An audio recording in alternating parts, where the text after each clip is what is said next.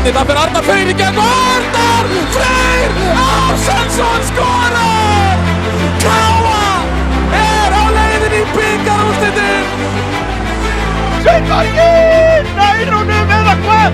Er þetta inni?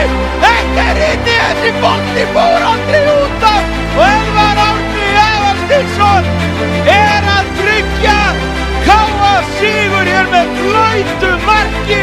Káa konur eru kjörís bikarmeistarar 2022! Algjörlega frábær leikur sem við fengum að sjá hérna! Aldís höfum bara upp boltan og Aldís ætlar bara aftur að leiða! Aldís ástæðan að tryggja!